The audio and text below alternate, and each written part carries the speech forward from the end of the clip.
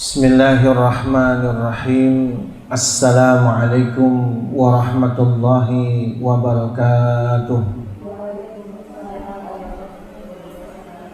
Sahabat wa ummahat yang dirahmati Allah, alhamdulillah atas karunia yang Allah berikan pada kita semua pada pagi menjelang siang hari ini.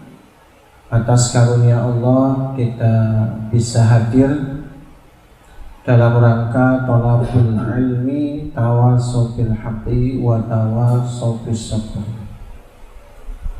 Salawat beriring salam semoga selalu tercurahkan kepada Nabi kita Nabi Muhammad sallallahu alaihi wasallam beserta keluarganya, para sahabatnya serta para pengikutnya yang selalu senantiasa meneladani sunnah-sunnahnya hingga yaumil qiyamah. Ummahat wa ustazat wa akhwat yang dirahmati Allah, tema kita pada pagi hari ini puncak kerinduan seorang muslimah. Bagaimana kita merajut cinta ilahi, menjaga kesucian hati dan meniti jalan ridhonya. Setiap insan memiliki ruang rindu di dalam hatinya,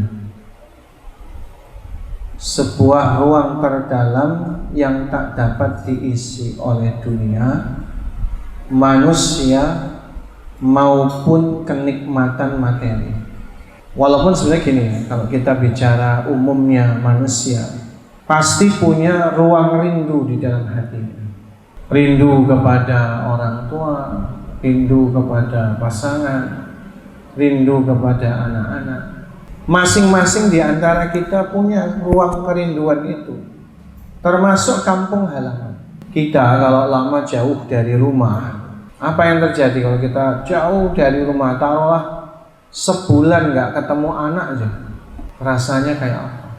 10 bulan, 11 bulan, 12 bulan, 2 tahun, kayak apa tuh kangennya.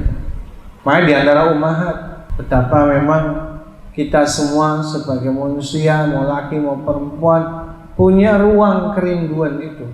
Tetapi rindu yang memuncak, rindu yang terdalam tidak dapat diisi dunia maupun kenikmatan materi.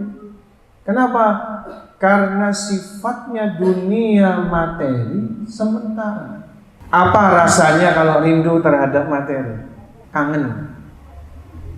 Kita misalnya dalam urusan makan, kangen pengen makan yang ada di kampung halaman kita apa?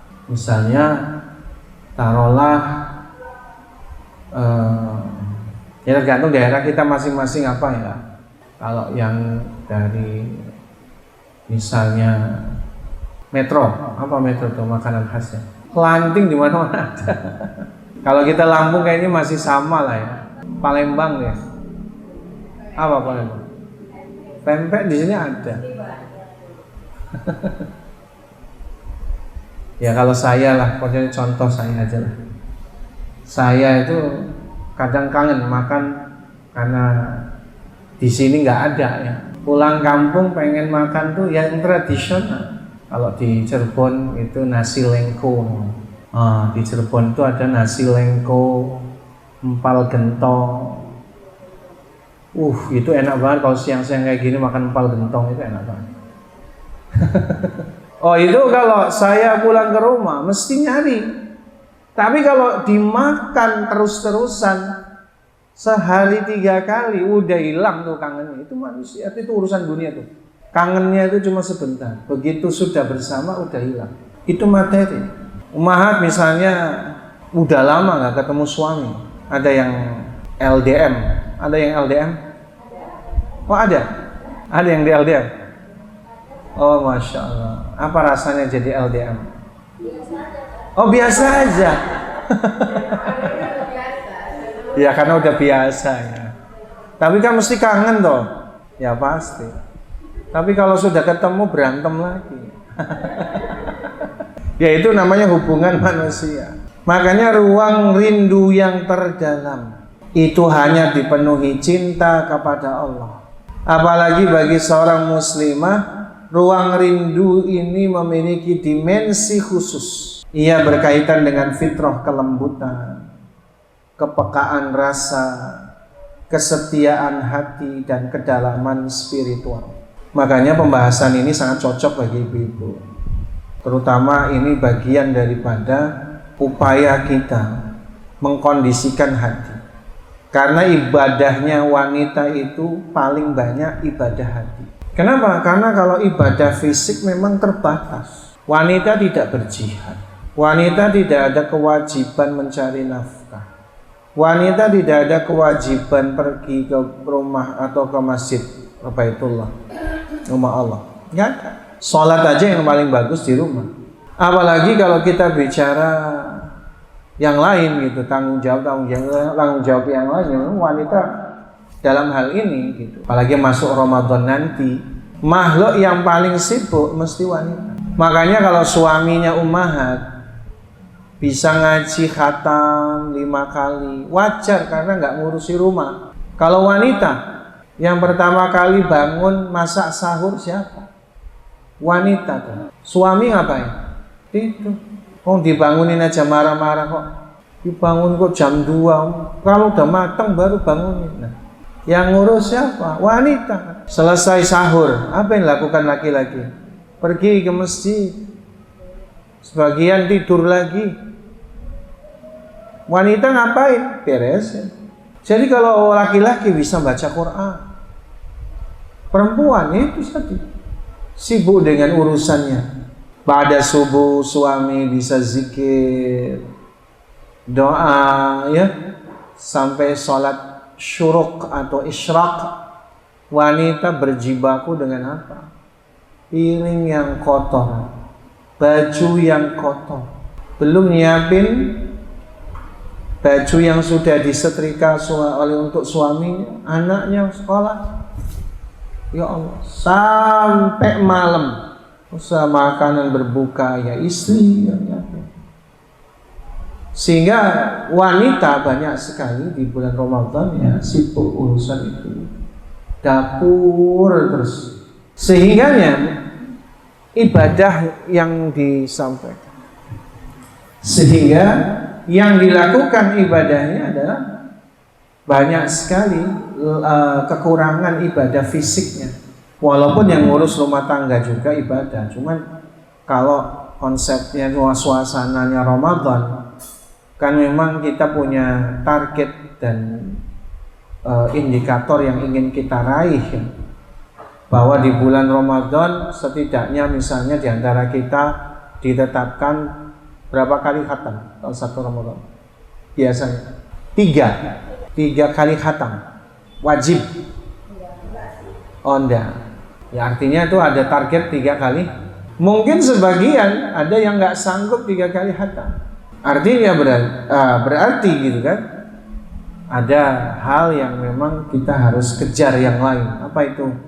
Ibadah hati kita. Allah Ta'ala berfirman, ala bizikrillahi tatma'innul qulub. Ingatlah, hanya dengan mengingat Allah hati menjadi tenang. Orang beriman, apalagi muslimah, hatinya hanya bisa tenang kalau semuanya dikaitkan dengan Allah. Zikrullah. Ummahat punya harta. Harta itu seringkali bikin nggak tenang. Setuju nggak kalau ummahat banyak duit itu malah nggak tenang hidup? Gimana? Ya betul. Kita itu kalau punya banyak uang, nggak bisa nggak tenang hidup kita, nggak bisa. Dulu kalau kita lagi nggak punya uang, ibaratnya alat-alat masak yang mungkin barangkali bolong masih bisa ditambah. Namanya nggak punya uang. Tapi kalau punya uang, apa rasanya? Ya mesti pengen beli lagi. Kalau bisa ya wajan itu 2 atau 3. Jadi kalau yang 1 bolong ada cadangan. Gasnya jangan 1. Jadi kalau pas habis nggak usah sibuk nyari gas. Namanya orang punya uang. Semuanya pengen dibeli. Jadi ummahat kalau ke mall punya uang, luar biasa. Tunjuk sana, tunjuk sini, semua beli. Sampai rumah bingung mau makainya gimana. Ya namanya punya uang, itu berat. Makanya seringkali orang yang punya uang justru hatinya tidak tenang. Baik hakikat uang rindu di dalam Islam. Makna rindu dalam perspektif ruhani. Rindu kalau dalam bahasa Arab itu asyauq, adalah kerinduan hati untuk dekat dengan Allah. Sebenarnya kalau namanya rindu secara umum itu ada istilah menggunakan al-ishq, kerinduan. Tapi ini kaitannya dengan nilai-nilai spiritual, maka menggunakan istilah yang lebih tepat adalah asyauqu. Apa kata Imam Ibnu Qayyim? Asyauqu huwa ihtiyajul qalbi ila mahbubi. Kerinduan adalah gejolak hati menuju yang dicintainya. Jadi yang namanya orang rindu, maka dia akan ingin menemui yang dirindukannya itu. Wajar. Dan kalau orang sudah ketemu dengan yang dirindukan, bahagia, senang, happy, ya, enjoy, wajar itu. Makanya di dalam bahasa Arab secara umum, orang yang rindu itu adalah asyik. Ketemu dengan orang yang dirindukan, dalam bahasa Arab disebut ma'syuq. Maka apa yang terjadi orang yang sedang rindu ketemu dengan yang dirindukan? Al-asyik ketemu dengan ma'syuq. Makanya di dalam bahasa Indonesia diserap dengan asyik masyuk. Apa asyik masyuk itu? Suatu kondisi yang enjoyable, enjoy, comfortable, nyaman, sehingga apa? Tidak terasa yang namanya berjumpa dengan yang dicintai dan dirindui. Oh, itu perjumpaan yang waktu itu terasa begitu cepat. Hati sebagai ruang cinta dan ruang rindu. Rasulullah Shallallahu Alaihi Wasallam bersabda, ini bisa dilengkapi karena hadis ini masyhur, kita potong.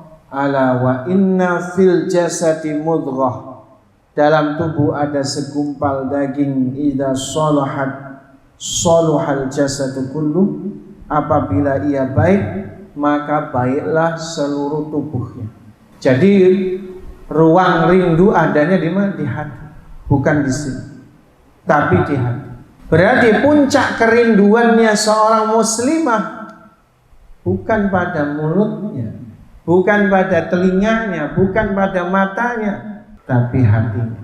Betapa kita merindukan saat-saat kita ini khusyuk beribadah. Kapan terakhir kita khusyuk ibadah? Itu nikmatnya luar biasa. Bagaimana para ulama khusyuknya itu luar biasa. Bagaimana seorang Abdullah bin Zubair, beliau melaksanakan sholat, maka bertenggerlah burung di atas pundaknya. Gimana coba sholat yang bikin burung bertengger? Itu karena apa? Lama berdirinya, lama rukunya, lama sujudnya. Karena itu. Dan oleh karenanya bahwa ruang rindu, ruang cinta itu ada di dalam hati, tergantung kondisi hati kita. Fitrah muslimah dan kepekaan rasa. Rasulullah sallallahu alaihi wasallam bersabda, "Istausu bin nisa'i khairan." Berwasiatlah kalian untuk berbuat baik kepada wanita. Fa innal mar'ata khuliqat min dilah. Karena wanita diciptakan dari tulang rusuk yang bengkok. Jadi fitrah manusia di dalam hadis ini apa? Wanita itu diciptakan Allah dari tulang rusuk yang bengkok. Apa kata Nabi? Jika engkau paksa meluruskannya, patah. Tapi jika tidak meluruskannya, dia akan bengkok selamanya. Makanya di dalam hal ini kekhususan bagi setiap wanita, memang dominasinya adalah perasaan. Dan termasuk di antara karakteristik wanita yang disebutkan oleh Nabi Shallallahu Alaihi Wasallam disebutkan dengan apa? Naqisul aql, kurang akalnya. Wanita itu kurang akalnya. Apa artinya? Kurang akalnya itu artinya apa? bukan kurang cerdas. Berapa banyak wanita lebih cerdas dibandingkan laki-laki. Apalagi kalau umumnya di Indonesia, SD terutama, yang ranking 1 laki-laki apa perempuan? Kebanyakan perempuan. Itu sudah survei, kebanyakan perempuan. Berarti apa? Kalau dikatakan dengan berdasarkan data, Nabi menyampaikan bahwa wanita kurang akalnya bukan karena kurang cerdasnya. Banyak wanita cerdas. Ibunda Aisyah itu cerdas, luar biasa. Tapi kenapa setiap wanita disebut kurang akalnya? Karena dominannya perasaan. Wanita itu cerdas, tapi kalau perasaannya terganggu berbahaya, beda. Makanya wanita itu kalau lagi kena perasaannya semuanya dibawa. Nyuci baju, ya dibawa perasaannya. Nyuci piring, dibawa perasaannya. Bentuknya apa tuh? Bunyi terus trang itu padahal lagi marah. Kalau masak jadinya apa tuh? Kalau lagi marah. Asik nih. Maka itu kenapa chef itu laki-laki rata-rata. Kenapa? Bukan wanita nggak bisa bikin makanan enak, tapi wanita kalau perasaannya terganggu, maka perasaannya dibawa ke semua kegiatannya. Jadi masak sambil nangis. Karena seakan masaknya sambil nangis, ngulek sambil nangis, air matanya netes ke jadinya asik. Jadi yang namanya wanita secerdas-cerdasnya, kalau sudah terganggu perasaannya, kurang akal. Makanya wanita itu kalau semakin mencintai, lama-lama semakin apa? Wanita kalau semakin lama mencintai, semakin bodoh. Nah, wanita itu kalau semakin mencintai, nggak mikir panjang. Udah tahu dibodohi suami, takut ngau aja. Namanya udah cinta. Orang kalau udah cinta tuh, ya Allah. Terutama perempuan, karena dominasinya perasaan. Wanita kalau sudah mencintai, udah jadi bodoh segalanya. Kalau laki-laki makin mencintai, makin pinter. Pinter ngapain? Pinter merayu, pinter ngapus. Kalau nggak juga ya, nggak juga. Itu kan bercanda biar nggak ngantuk. Jadi fitrahnya muslimah dan kepekaan rasa membuat bahwa wanita itu sering merindukan berbagai macam hal, kangen berbagai macam hal. Alangkah indahnya bahwa rasa kangen, rasa rindu, puncaknya bukan pada materi, tetapi ada saat dia beribadah kepada Allah. Di dalam hadis riwayat Imam Al-Bukhari, Rasulullah sallallahu alaihi wasallam bersabda, "Hubbiba ilayya minad dunya." Dijadikan aku oleh Allah, jadi Allah menjadikanku suka dengan segala kenikmatan dunia. Jadi kita menyukai makanan yang lezat itu wajar. Kita menyukai minuman yang enak wajar. Kita menyukai rumah yang luas wajar. Bahkan termasuk minas sa'adatil termasuk kebahagiaan seseorang adalah al-baitul wasi' fihil athatha. Rumah yang luas lengkap perabotannya. Jadi wajar bagi wanita itu dia senang rumahnya banyak perabotannya itu senang. Itu wajar. Jadi sesuatu yang wajar, bukan nggak wajar, wajar saja. Sebagaimana Nabi pun juga sama. Nabi senang makanan yang enak. Nabi suka minuman yang lezat. Nabi suka semua. Apa makanan kesukaan Nabi? Makanan kesukaannya Nabi SAW itu adalah as-sarid. As-sarid, ada yang pernah makan as-sarid? Sarid itu roti gandum yang empuk, karena gandum itu macam-macam, ada yang bisa dibikin roti keras, tapi kalau gandumnya terbaik dibuat roti yang empuk, itu namanya sarid. Lalu apa? Diolesi minyak zaitun. Habis itu diguyur dengan kuah daging. Itu namanya sarid. Itu bahkan resep turun-temurun, resepnya leluhur. Sarid itu. Karena yang menciptakan resep sarid itu adalah Hashim bin Abdi Manaf, leluhurnya Nabi Muhammad dari Bani Hashim itu. Itu salah satu di antara kreasinya adalah bikin makanan enak yang bernama sarid. Apa minuman yang Nabi suka? Susu, madu. Tapi yang Nabi suka minum adalah air nabiz. Apa air nabiz itu? Yang sekarang disebut infused water. Nabi suka juga dengan makanan-makanan yang harum. Nabi kalau malam tidak makan nasi, tidak makan gandum, tidak makan yang lain-lain. Nabi kalau malam makannya adalah sayur tanpa karbohidrat. Sayurnya bukan sayur dimasak, ya sayur dimakan aja, gitu, sayuran langsung. Salad. Oh, salad ada mayonesnya enak. Ya salad yang tidak perlu pakai apa-apa. Tapi apa kata Nabi? Wa ju'ilat qurratu aini fis shalah. Tapi Allah jadikan puncak kerinduan, puncak kebahagiaanku ada di dalam sholat. Nabi suka parfum yang wangi, Nabi suka. Bahkan dalam hadis Bukhari sebutkan seseorang yang membelanjakan separuh hartanya untuk parfum maka tidak dikatakan boros. Jadi Umi dapat jatah dari suami sebulan 3 juta, 1,5 juta dibelanjain parfum itu ndak boros. Karena zaman dulu parfum mahal, sekarang parfum murah, 2.000 udah dapat botolnya kecil ya. Ya wanginya harus sebotol.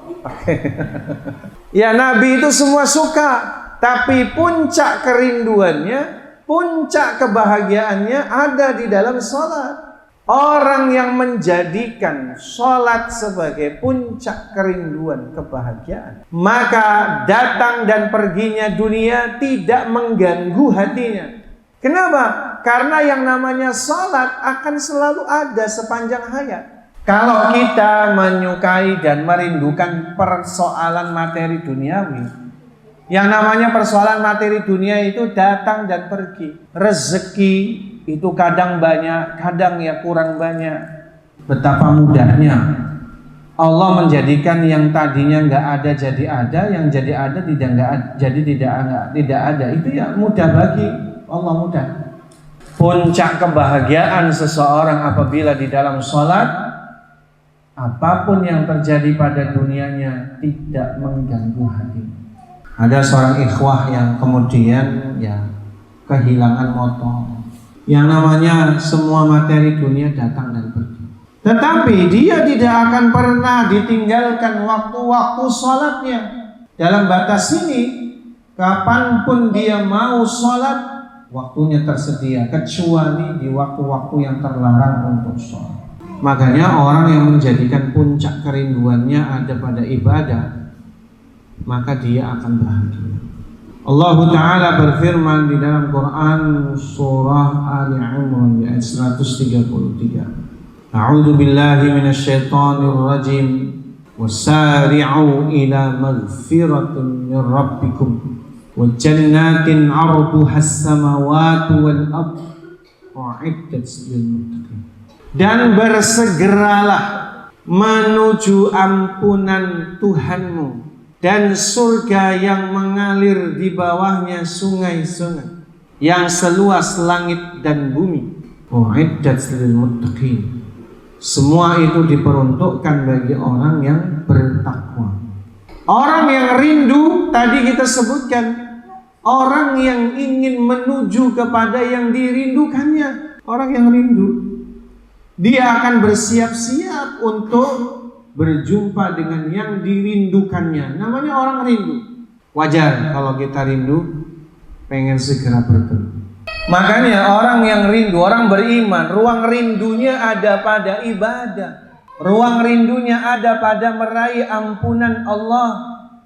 Ruang rindunya adalah meraih surganya Allah. Ruang rindunya adalah rindu berjumpa dengan Allah Subhanahu wa Ta'ala.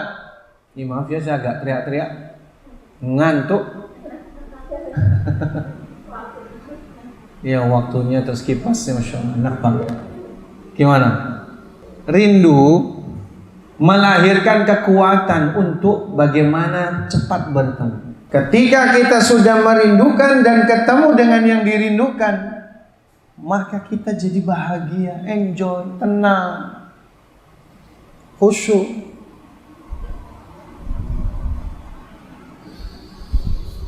Man ahabba liqa Allah fa innallah, man ahabba liqa Allah ahabballahu liqa'ah, wa man kariha Allahu liqa'ah, wa man kariha liqa Allah kariha Allahu liqa'ah. Saya ulangi ya.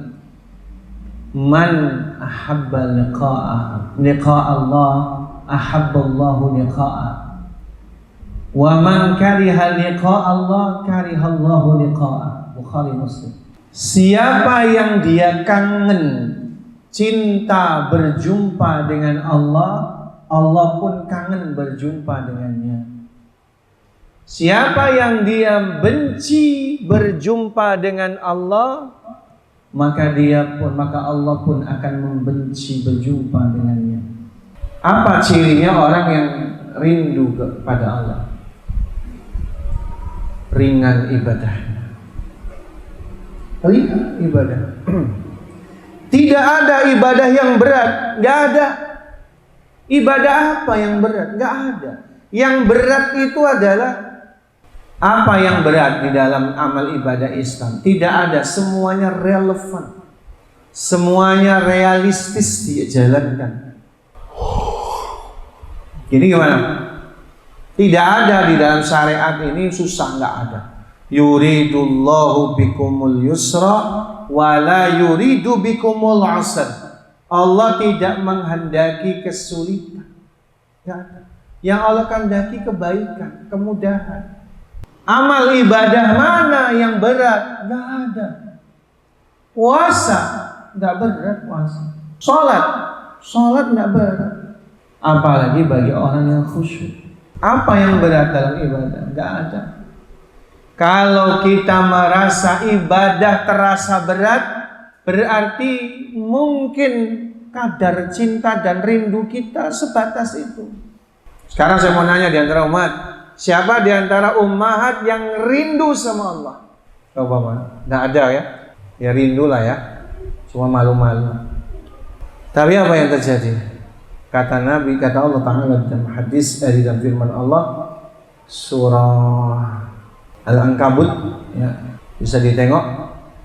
Allahu Tabaraka wa Ta'ala berfirman, A'udzu billahi minasyaitonir rajim, faman kana yarju liqa Allah. Barang siapa yang dia rindu ingin berjumpa dengan Allah, fa inna ajalallahi la'at. Sesungguhnya ajalnya Allah pasti tiba. Maka siapa yang kangen sama Allah? Gampang kangen sama Allah itu. Jalan tercepatnya adalah mati. Siapa yang tadi kan ngomong kangen sama Allah? Siap? Siap mati? Siap mati atau ya udahlah mati? Belum waktunya. Kenapa belum siap mati? Karena belum maksimal beribadah. Makanya memang kata Imam Al-Hakim, ciri orang soleh itu cuma dua. Yang pertama, kalau ditawarkan dunia dia pasti menolak. Yang kedua, jika ditawarkan padanya kematian, dia tidak menolak, siap kapanpun. Itu orang soleh itu cirinya cuma dua. Dikasih dunia dia nolak, walaupun halal. Tapi bukan jerih payah dia, pokoknya ada orang ngasih pokoknya. Orang soleh itu berat, menerimanya berat. Terkait apa? Terkait dengan pertanggungjawabannya. Orang soleh itu paham, orang yang punya uang 2 dinar, hisabnya lebih lama daripada yang punya uang 1 dinar. Ummahat di saldonya punya uang 100 juta, itu hisabnya lebih lama daripada orang yang punya uang 1 juta. Itu hukum kausalitas mesti terjadi, sebab akibat. Jadi orang-orang yang dia itu kita katakan sebagai orang-orang yang dalam hal amal ibadah, ya, dalam hal amal perbuatan, dalam hal kesolehan, dalam hal ibadah, memang dia sudah totalitas. Makanya ketika ditawarkan kematian, dia tidak menolak. Tapi kalau ditawarkan dunia, dia tahu tambah uang, tambah ruwet pertanggungjawabannya. Orang yang punya piring 1 lusin, hisabnya lebih lama daripada orang yang punya piring 2 saja. Orang yang punya piring 5 lusin, hisabnya lebih lama dari yang punya selusin. Gimana? Berapa lusin di rumah? Kalau banyak berarti siap-siap hisabnya lama. Menjawab pertanyaan dari mana dan kemana, untuk apa dibagiin, alhamdulillah. Kalau ada acara kumpul-kumpul piringnya ada, ya bagus, itu cara memanfaatkan. Ya bisa ada undang orang kajian, ya kita nyodori makan, kalau nggak ada piring gimana? Jadi memang nggak apa-apa nambah-nambah piring kan? Iya, tergantung tujuan, ya betul ya. Udahlah sama. Tapi hisab-hisab nama hisabnya. Ya nggak apa-apa. Ditanya piringnya buat apa? Kan kita tinggal jawab, buat jamu tamu kalau kajian, dapat pahala. Cuma ya maaf, orang yang punya 2 piring masuk surga duluan. Ya tergantung tadi kan.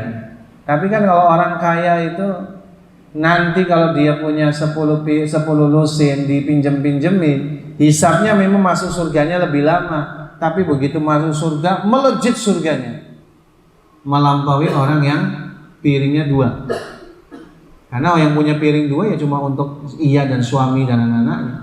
Tapi yang piringnya banyak, benar-benar dia niatkan untuk beramal ibadah, beramal soleh, jamu tamu, masya Allah, luar biasa. Jadi ruang rindu yang terdalam yang harus dimiliki oleh kita itu adalah aspeknya ibadah. Ibadah ringan, kita melaksanakan ibadah itu ringan. Maka ini bentar lagi masuk Ramadan, suasana Ramadan benar-benar kuat, khususnya di Indonesia. Suasana Ramadan itu sangat kuat sekali. Makanya ibadah puasa Ramadan itu diberikan predikat qaidah. Dalam kaidah usul itu namanya ma'lumum minad dini bid-darurah. Sesuatu yang diketahui datangnya dari Islam, yang pada level paling bawah sekalipun paham. Di Indonesia kan ya tidak ada yang nggak paham bulan Ramadan, kan? Mesti paham. Kenapa? Suasananya itu menggerakkan berbagai macam roda di Indonesia.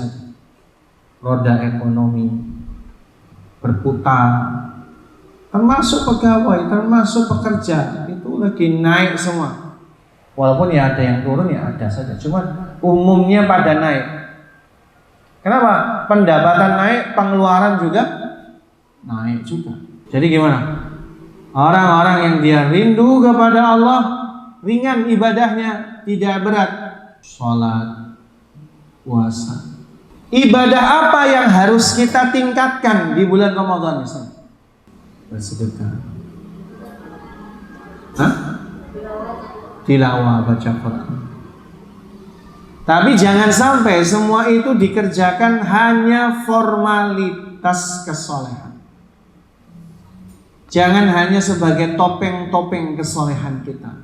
Ibadah kita rajin secara lahiriah, tapi miskin secara batiniah.